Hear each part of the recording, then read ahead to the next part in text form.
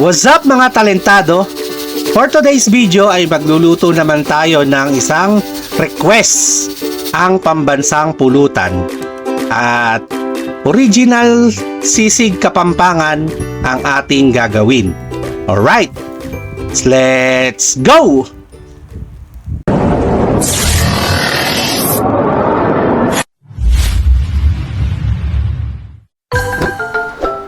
Umpisahan natin sa pagpapakulo ng ating baboy na gagamitin.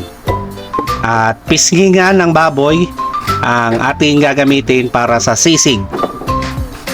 Papakuluan natin siya, nahugasan na natin yan.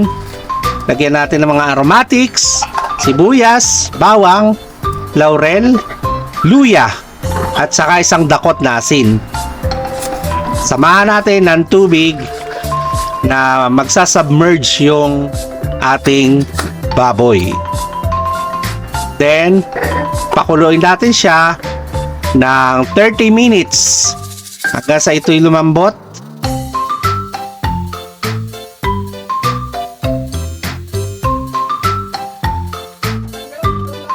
So, after 30 minutes, eto na siya. Malambot na ang ating baboy.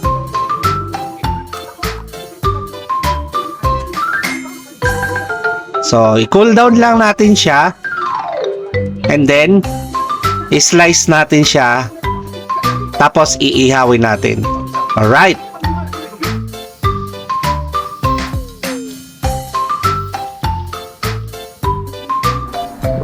Ihaw time! So, na-prepare na natin yung ating pag-iihawan. At ready na ang ating iihawin. Mag-iihaw rin pala tayo ng atay ng manok dahil ito yung gagamitin natin para sa kanyang dressing. At paalala lang, half cook lang ang pag-iihaw natin sa atay para malasa siya at saka malambot, hindi siya mahirap smash. Imamash natin siya eh. So, dapat ganito ang mag-iitsura ng ating mga iniihaw.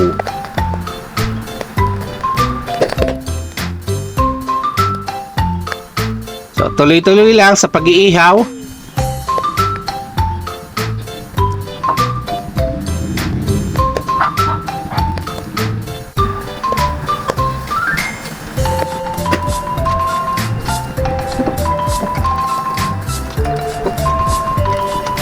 Pwede rin kayo gumamit ng liempo. Nga lang, ang original na sisig ay ginagamitan ng pork mask o yung pisngi ng baboy at tenga ng baboy. Ayan na. So, naihaw na natin lahat.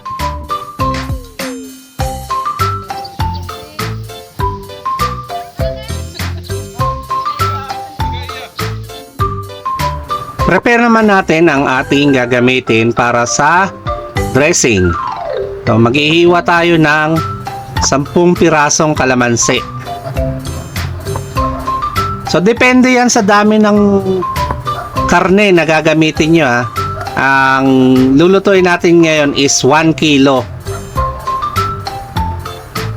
So, 10 ang ginamit ko para talab na talab yung asim sa ating sisig.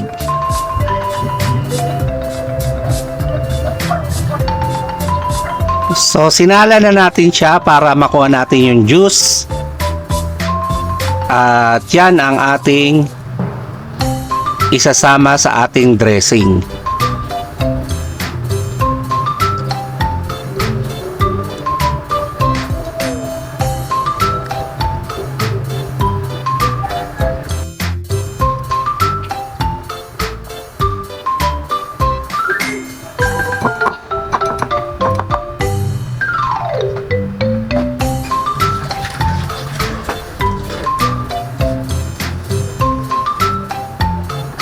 Ngayon naman ay mag-slice tayo ng siling labuyo or siling Taiwan, whatever, basta sili. At lalagyan din natin ng siling pansigang. So, tig 2 piraso lang para hindi siya masyadong maanghang. Pero kung gusto nyo mas maanghang, dagdag lang kayo ng sili.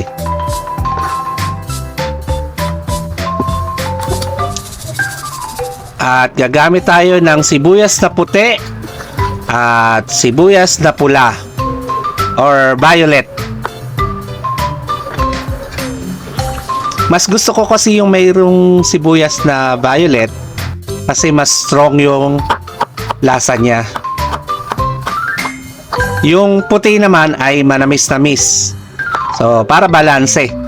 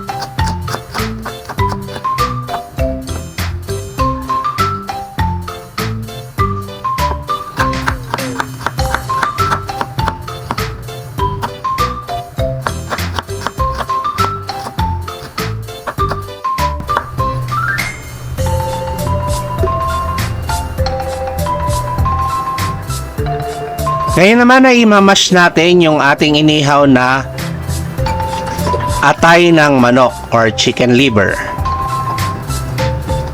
So dudurugin lang natin siya, imamash natin siya, at siya ang magsisilbing binder. Lagyan natin ng suka para mas madali siyang i-mash. Titimplahan din natin yan ng asin at paminta.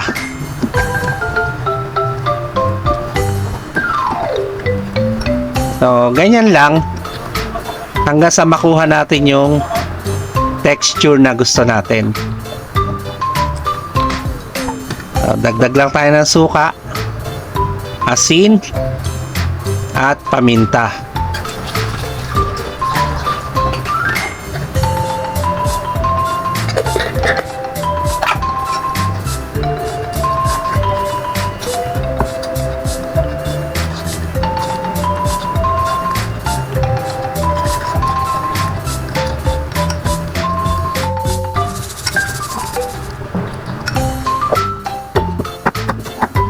Ngayon naman ay tatadtarin natin yung ating inihaw na pisngi ng baboy. So, hiwain lang siya natin ng pino. No? As tadtarin natin ng ganyan. Mas maganda kasi yung maliliit ang pagkakahiwa, pagkakatadtad, para kumapit yung ating pampalasa.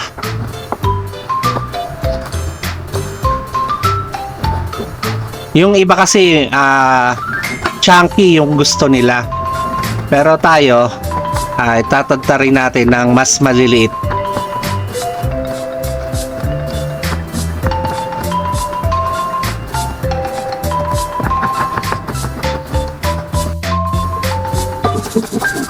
Ingat lang tayo sa pagtadtad at baka tayo'y mahiwa. Hindi nyo mararamdaman yan, lalo na kung matalim ang inyong kutsilyo. So, be careful habang tayo nagtatadtad. At ayaw naman nating maglasang dugo yung ating nilulutong sisig. So, ito na nga. Timplahan na natin siya.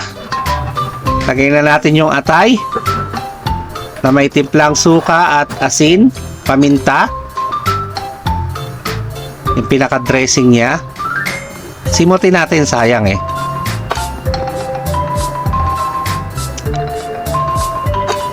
O, diba? Simot na simot.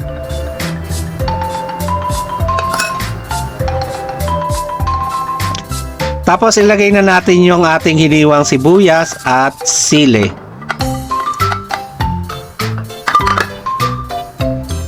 And then haluin natin siya. No? Dapat ma-distribute yung ating atay sa lahat ng ating baboy, no? Dapat even ang pag-distribute ng ating atay. And then inad na natin yung calamansi juice, no? Pampadagdag sa acid yan.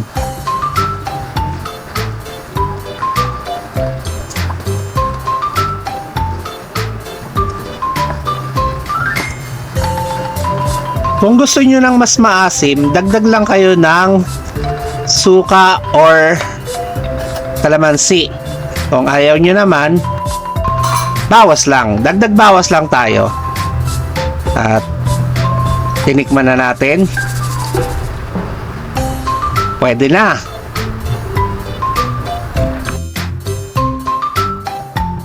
So mag-a-add lang tayo ng isang kutsarang toyo. Pampadagdag kulay lang. Mas makulay, mas matingkad ang kulay ng pagkain, ay mas nakakatakam. So, isisisling na natin siya. Ito na ang ating sizzling plate. Kagaya ng nakasanayan ng karamihan,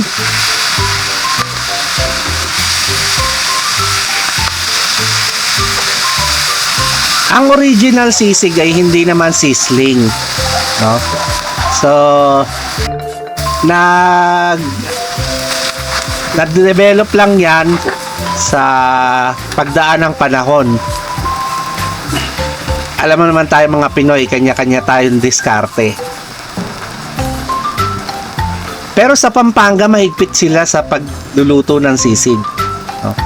So, itong recipe na ginamit natin ay talagang original sisig Kapampangan ni Aling Lusing.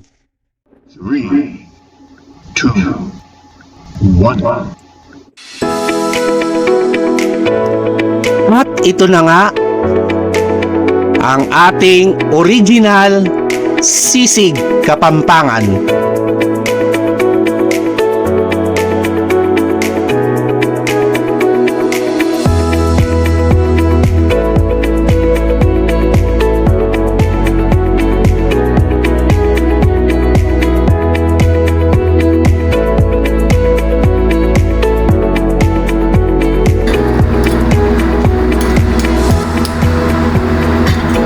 Mangantana! Moment of truth.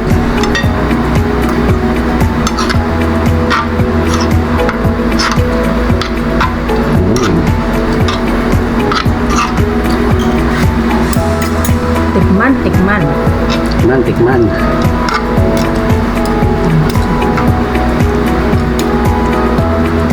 Kain po. Panalo. Yummy.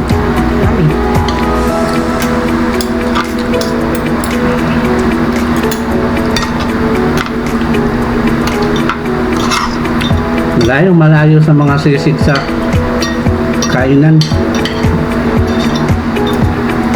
Iba talaga pagkakapampangan recipe.